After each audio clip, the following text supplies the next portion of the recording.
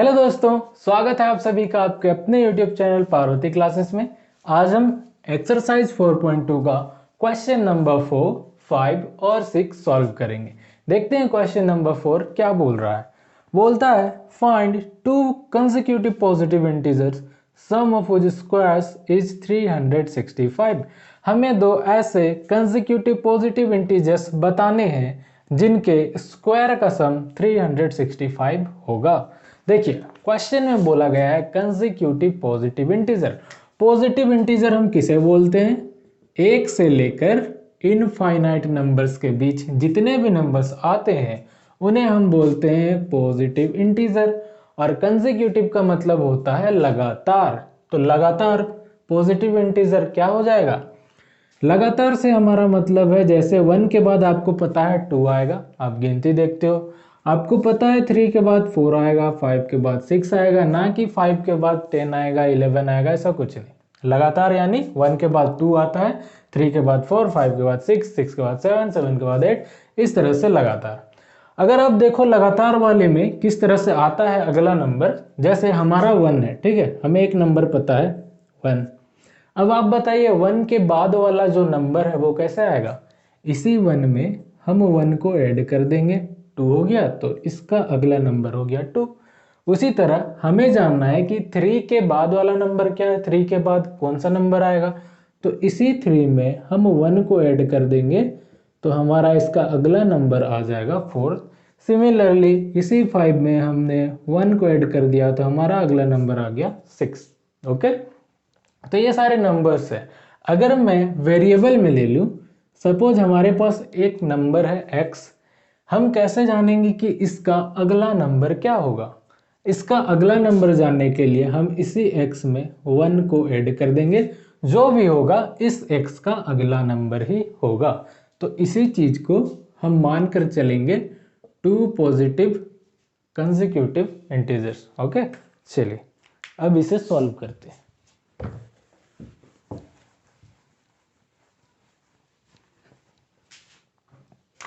Solution: let the two consecutive positive integers are x and x plus 1। Okay, ये हमने assume कर लिया। अब देखिए क्वेश्चन में क्या बोला गया है कि इनके स्क्वायर का सम 365 होगा। स्क्वायर का सम है ना, so according to question square का सम यानी x का भी स्क्वायर कर दो प्लस x प्लस 1 का भी स्क्वायर कर दो। सम बोला है तो बीच में प्लस का साइन आएगा। इक्वल्स टू कितना हो जाएगा? दोनों के स्क्वायर का सम 365 है, इतना ही है ना। चलिए अब इसे सॉल्व कर देंगे। एक्स स्क्वायर प्लस ये क्या है, a प्लस बी के होल स्क्वायर के फॉर्म में है, तो ये हो गया a square plus 2ab plus b का square equals to 365। Now x square, देखिए एक्स स्क्वायर क्या हो गया, 2x स्क्वायर हो गया प्लस 2 1 जा 2x प्लस 1 का स्क्वायर 1, ये प्लस का 365 है, इक्वल किधर आया तो माइनस का 365 equals to 0। Now 2x square plus 2x plus minus minus 365 में 1 माइनस कीजिए, हो जाएगा 364, ये बड़ा है माइनस के साथ तो माइनस का साइन। अब देखिए यहाँ भी 2 है, यहाँ भी 2 है और यहाँ भी 2 है, तो हम पूरे इक्वेशन में 2 डिवाइड कर देंगे। पूरे इक्वेशन में 2 डिवाइड करेंगे, यहाँ पर 2 डिवाइड करें तो क्या हो जाएगा, एक्स स्क्वायर, 2 कैंसिल, यहाँ से भी 2 कैंसिल, तो ये भी हो गया x, माइनस यहाँ से भी 2 से डिवाइड कीजिए इसे, 2 1 जा 2, 2 8 जा 16, 2 2 जा 4 इक्वल्स टू 0। तो अब हमारा इक्वेशन हो गया x square plus x minus 182। अब हम इसे सॉल्व करेंगे फैक्टराइजेशन मेथड से। 182 1 जा 182, तो 182 का फैक्टराइजेशन कीजिए, 2 9 जा 18, 2 1 जा 2, 13 7 जा 91, तो ये हो गया 2 इंटू 13 इंटू 7। हमें लेकर आना है 1। 1 कैसे आएगा, देखो इजी है, 7 टू ज़ा 14, 14 में 13 माइनस कर देंगे तो हमारा आ जाएगा 1। चलिए अब इसका यूज करते हैं। एक्स स्क्वायर और प्लस तो एज इट इज़ नीचे आ जाएगा, इसे हम स्प्लिट करेंगे। पहले बड़ा वाला नंबर 14, ये x के साथ है तो यहाँ x लगा दिया। उसके बाद छोटा वाला नंबर यानी 13 x के साथ है तो x लगा दिया। अब हमें क्या करना है, सब्सट्रैक्ट करना है। यहाँ प्लस का साइन है, सब्सट्रैक्ट के लिए हम क्या करेंगे, यहाँ पर माइनस का साइन लगाएंगे। प्लस माइनस माइनस, 14 में 13 गया, हो जाएगा 1, और ये -182 एज इट इज। अब देखिए, अब हमारा क्या काम रह गया, कॉमन लेने का। यहाँ पर भी x है, यहाँ पर भी x है, तो x हमने ले लिया कॉमन, यहाँ पर बचा x प्लस ये x तो बाहर आ गया, यहाँ बच गया 14 माइनस। देखिए आपको नहीं पता है कि ये 13 से ये डिवाइड होगा या नहीं होगा, तो हम क्या करेंगे, सिंपली यहाँ पर देखिए इस वाले ब्रैकेट के अंदर में x है ना सिर्फ, इट मीन्स पूरा 13 डिवाइड चला जाएगा, पूरा 13 कॉमन में आ जाएगा, तभी यहाँ पर x है। तो यहाँ पर बच जाएगा x, 13 बाहर आ गया तो बचा x। यहाँ माइनस का साइन है तो ये साइन पलट जाएगा, माइनस का प्लस हो जाएगा। अब देखिए आपको पता है 13 से कितने टाइम में डिवाइड होगा, नहीं पता है तो आप देखो ब्रैकेट के अंदर क्या है 14, तो पक्का पक्का ये 14 से डिवाइड होगा, यानी 13 को 14 टाइम मल्टीप्लाई करेंगे तो 182 होगा।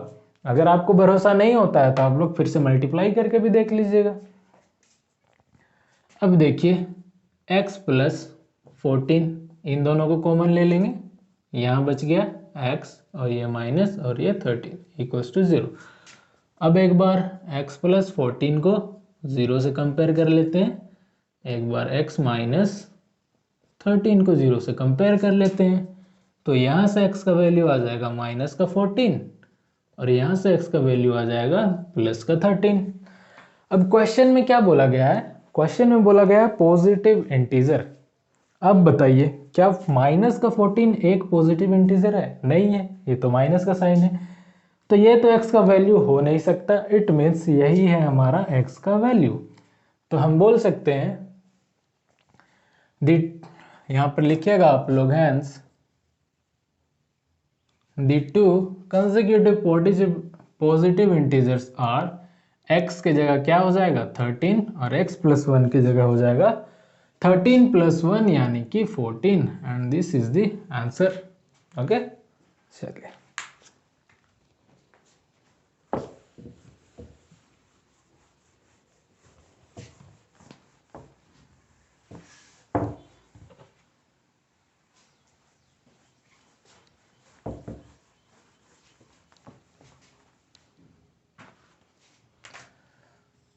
क्वेश्चन नंबर 5, पांचवा क्वेश्चन देखते हैं। बोल रहा है the altitude of right triangle is 7 centimetre less than it's base. एक राइट ट्राइंगल है, देखिए एक राइट ट्राइंगल है। राइट ट्राइंगल किसे बोलते हैं, जिसका एक एंगल 90 डिग्री का हो, ये हमारा 90 डिग्री का एंगल है। ओके, क्वेश्चन में बोला जा रहा है the altitude of a right triangle is 7 centimetre less than it's base. Right angle का ये हमारा एल्टीट्यूड है। ओके, इसे ए से डिनोट कर देता हूँ, ये हमारा एल्टीट्यूड है, ये हमारा हाइपोटेनस है और ये हमारा बेस है। एल्टीट्यूड कितना है, बेस से 7 सेंटीमीटर लेस है, यानी ए इक्वल्स टू है बी माइनस 7, बेस से 7 सेंटीमीटर कम है, ऐसा बोल रहा है। If the hypotenuse is 13, hypotenuse का वैल्यू दे दिया है 13, find the other two sides, तो हमें बताना है कि एल्टीट्यूड कितना है और बेस कितना है। देखिए हम इसे b मानकर तो नहीं चलेंगे, हम क्या मान लेते हैं, b की जगह हम इसे x मान लेते हैं। ओके, अगर बेस हमने x मान लिया तो ये क्या हो जाएगा, x माइनस 7 हो जाएगा, और इक्वेशन सॉल्व करके हम x का वैल्यू निकाल लेंगे तो दोनों निकल जाएगा हमारा। चलिए हम क्या करेंगे, बेस के वैल्यू को हम x एज्यूम कर चलेंगे।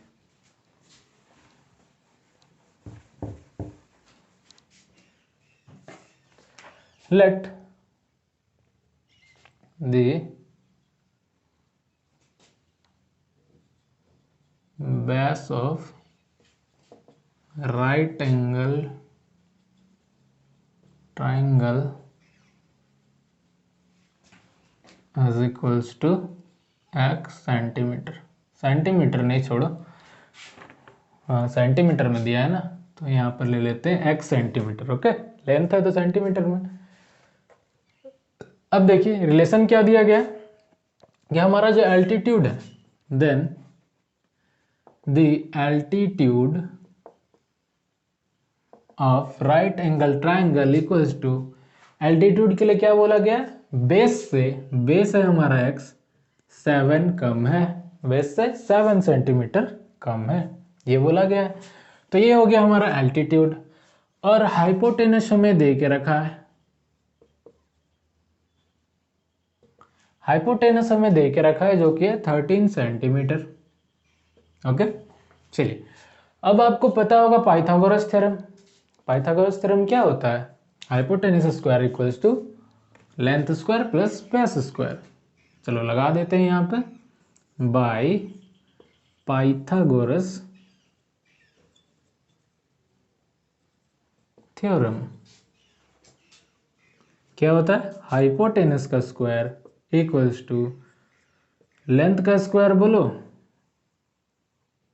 हाइट का स्क्वायर बोलो, या फिर एल्टीट्यूड का स्क्वायर बोलो, प्लस क्या है हमारा बेस का स्क्वायर। ओके, वैल्यूज को पुट करो, हाइट हमारा क्या है 13 है, हाइट नहीं ये क्या है हाइपोटेनस है, हाइपोटेनस का वैल्यू है 13, इसका स्क्वायर इक्वल्स टू एल्टीट्यूड कितना है x माइनस 7, इसका स्क्वायर प्लस बेस कितना है x स्क्वायर। ओके, अब सॉल्व करते हैं, 13 का स्क्वायर हो जाएगा 169, x माइनस 7 का स्क्वायर हो गया x square minus 2ab plus b का स्क्वायर यानी कि 7 का स्क्वायर प्लस ये x का स्क्वायर,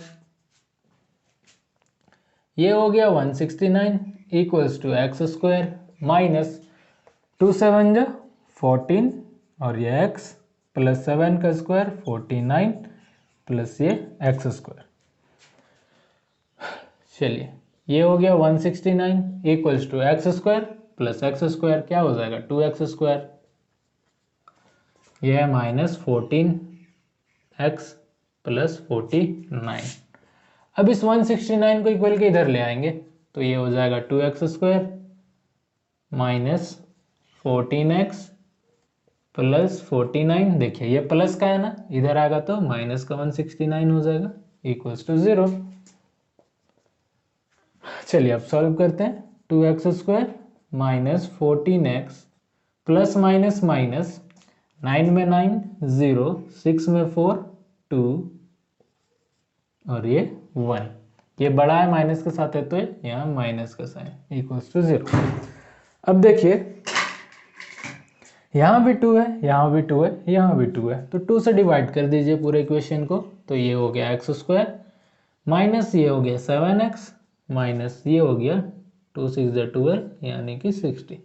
ठीक है, अब हम इस इक्वेशन को सॉल्व करेंगे। देखिए 60 इंटू 1 क्या हो जाएगा 60 होगा। अब 60 का फैक्टराइजेशन कीजिए, 2 3 जा 6, 2 15 जा 30, 3 5 जा 15 हो गया। अब देखिए हमें क्या लाना है 7 लाना है ना, 7 कैसे आएगा,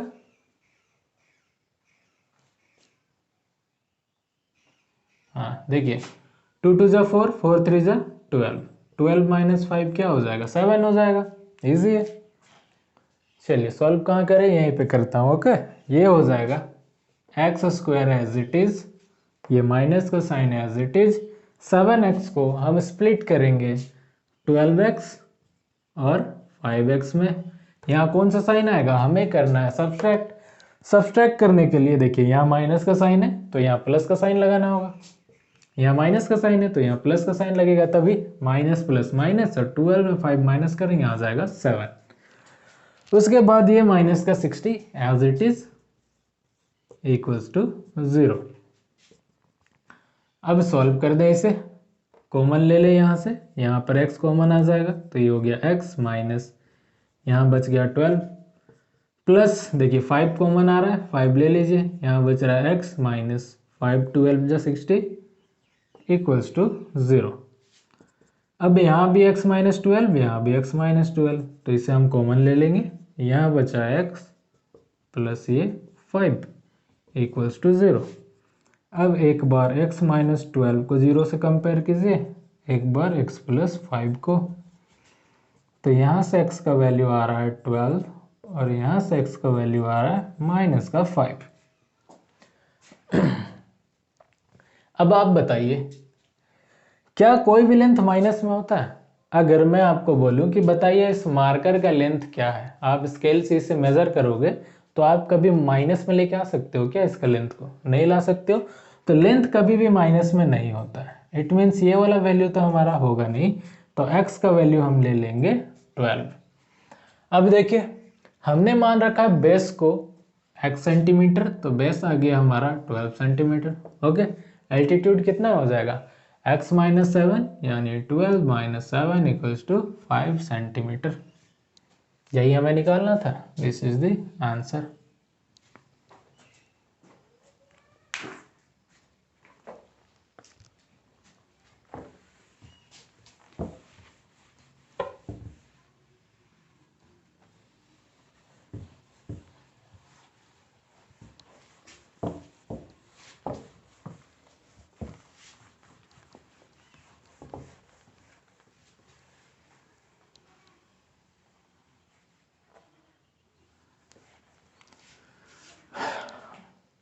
चलिए अब 6th पार्ट पे आइए। Question number 6।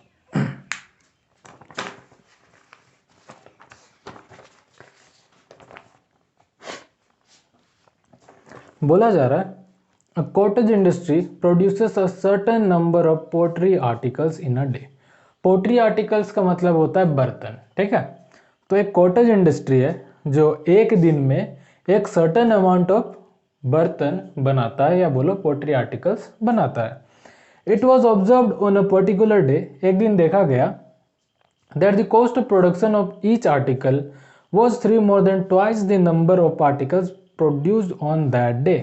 एक दिन ये देखा गया कि एक बर्तन का प्रोडक्शन कॉस्ट पड़ रहा है उस दिन जितना भी बर्तन बनता है उससे उसका 2 गुना से 3 ज़्यादा। मैं आपको समझाता हूँ ब्लोड में, ठीक है। देखिए, सपोज कि उस दिन x बर्तन बन रहे हैं, ठीक है, x बर्तन बन रहे हैं, तो क्वेश्चन के हिसाब से बोला जा रहा है कि एक बर्तन का प्रोडक्शन कॉस्ट हो जाएगा उस दिन जितना बर्तन बन रहा है, उस दिन x बर्तन बन रहा है, उसका 2 गुना, तो इसका 2 गुना कर दीजिए 2, उससे 3 ज़्यादा यानी कि 3 ऐड कर दीजिए। तो इतना रुपए प्रोडक्शन कॉस्ट एक बर्तन का लग रहा है। If the total cost of production on that day was ₹90, अगर उस दिन का total cost of production 90 rupees है, find the number of articles produced and the cost of each articles. तो हमें बताना है कि उस दिन कितने पोट्री आर्टिकल्स बने थे and the cost of each articles, और एक बर्तन का प्रोडक्शन कॉस्ट क्या होगा। ओके, चलिए अब इसे सॉल्व करते हैं। आपको क्वेश्चन को ना बहुत ही ध्यान से पढ़ना होगा, तभी आप रिलेशंस को अच्छे से कैच कर पाओगे। एक बार में नहीं पकड़ पाते हो तो 2-3 बार उसे रीड कीजिए, दिमाग लगाइए थोड़ा सा, देखिए क्या क्या रिलेशन हो सकता है, उसके बाद क्वेश्चन को सॉल्व करेंगे, ठीक है। चलिए हम मान लेते हैं, लेट एज्यूम करो the number of pottery articles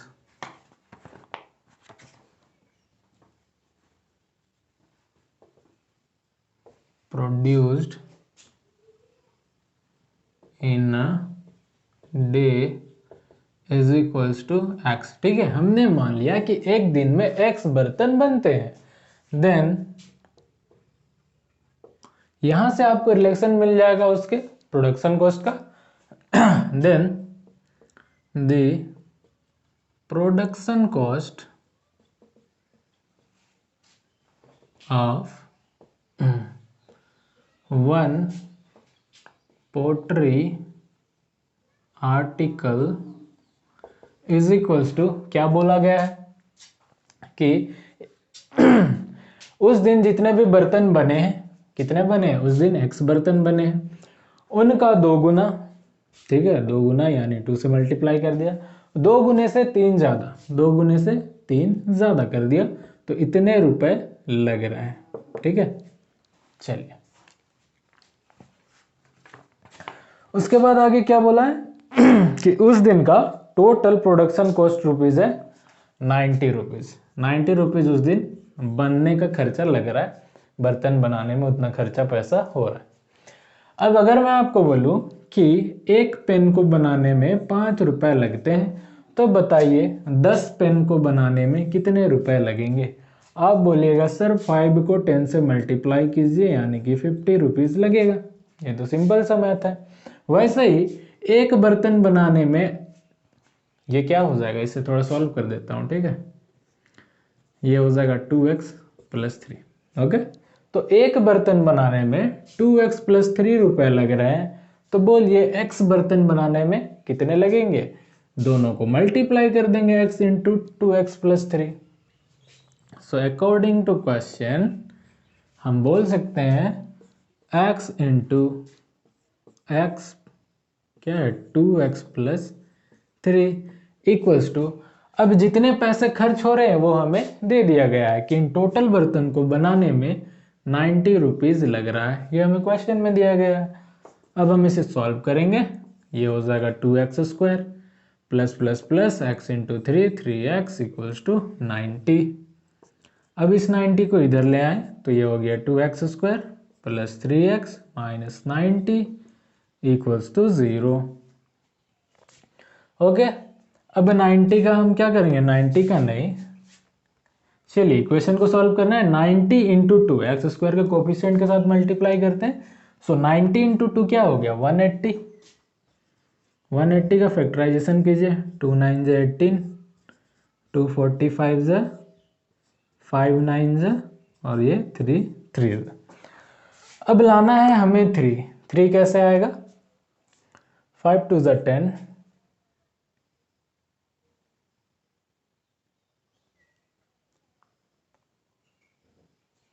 देखिए 5 3 = 15, 3 2 = 6, 6 2 = 12। 15 में 12 माइनस करेंगे, 15 में 12 माइनस करेंगे आ जाएगा 3। ओके, दो नंबर हमारा क्या निकला 15 और 12। अब उसका यूज करिए, ये हो गया 2x² + एज इट इज नीचे आ गया। उसके बाद बड़ा वाला नंबर इसे हम स्प्लिट करेंगे 15x, उसके बाद 12x। अब हमें करना है सब्सट्रैक्ट, तो यहाँ पर कौन सा साइन लगाना होगा, प्लस माइनस माइनस, तो यहाँ माइनस का साइन लग जाएगा और ये -90 एज इट इज। अब सॉल्व कीजिए, यहाँ से कॉमन निकाल लेंगे। देखिए 15 में 2 कॉमन है क्या, नहीं है, 2 से डिवाइड नहीं होगा 15, तो यहाँ से कॉमन निकलेगा x, यहाँ भी x, यहाँ भी x, x कॉमन ले लिए तो यहाँ बचा 2 और एक x, प्लस यहाँ से x तो बाहर आ गया तो यहाँ बच गया 15 माइनस। अब देखिए यहाँ क्या है 2 है ना, आप बोलिए 12 में 90 में से 12 कितना बाहर आएगा। ये जो 90 है 12 से पूरा पूरा तो डिवाइड नहीं होगा, लेकिन कुछ तो डिवाइड होगा, वो हमारा कॉमन आ जाएगा। तो कितना कॉमन लेना है, आप लोग सिंपल ये वाला ब्रैकेट देखिएगा, यहाँ पर 2 है ना, बोलिए 12 में 2 कब बचेगा, जब हम 12 को 6 से डिवाइड करेंगे तब 2 बचेगा, तो 6 हमारा हो जाएगा कॉमन। ठीक है, 6 से 12 को डिवाइड करें तो कितना आ गया 2, 6 2 = 12 और ये x, 2x मैच कर गया। अब यहाँ माइनस का साइन है, ये माइनस है तो ये हो जाएगा प्लस, साइन मैच कर गया। अब 90 देखिए 90 है और यहाँ 15 है, तो ये क्या हो जाएगा 90 में 6 कॉमन लीजिएगा तो ये हो जाएगा 15। डिवाइड या मल्टीप्लाई करके देख लिए, 15 6 = 90, सिंपल है, इक्वल्स टू, ये सारे को मिटा देता हूँ, इक्वल्स टू 0।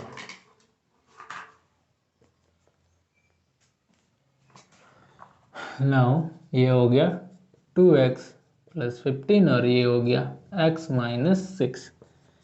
अब 2x = 2x + 15 = इसको 0 से कंपेयर कीजिए, फिर इसे भी कर दीजिए, x माइनस 6 इक्वल्स टू 0।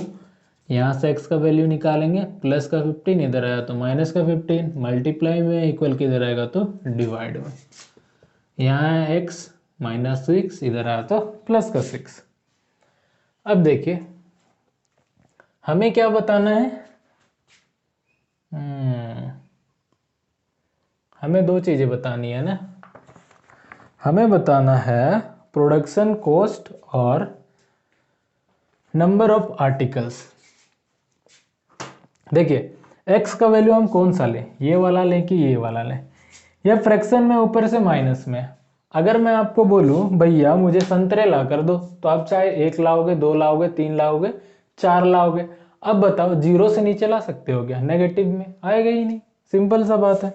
तो ये तो होगा नहीं x का वैल्यू, क्योंकि नंबर चाहिए ना, नंबर ऑफ ये है तो नंबर तो हमेशा 1 से स्टार्ट होगा। तो x का वैल्यू हम ये वाला लेंगे, पॉजिटिव वाला, क्योंकि नेगेटिव में नहीं हो सकता कोई भी। तो पॉजिटिव वाला लिए तब हमारा क्या हो गया, number of poultry articles produced in a day equals to हो गया 6। ठीक है, 6 बर्तन बन रहे हैं एक दिन में। उसके बाद प्रोडक्शन कॉस्ट क्या हो जाएगा, यहाँ पर वैल्यू बैठा देंगे। एक बर्तन का प्रोडक्शन कॉस्ट हो जाएगा 2 इंटू 6 प्लस 3, 2 6 जा प्लस 3, 12 और 3 हो गया 15 and this is the answer. Okay, तो उम्मीद करता हूँ आपको ये सारी चीज़ें अच्छे समझ में आ गई होंगी। अगर आपको कहीं पे भी कोई भी डाउट रह गया हो तो नीचे कमेंट में कमेंट करके मुझसे पूछें, मैं कोशिश करूँगा कमेंट बॉक्स में ही आपका डाउट क्लियर कर दूँ।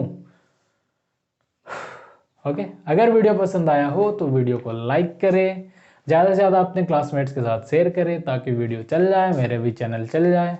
फिर मिलेंगे एक नए वीडियो में नए क्वेश्चंस के साथ, तब तक के लिए बाय बाय, टेक केयर।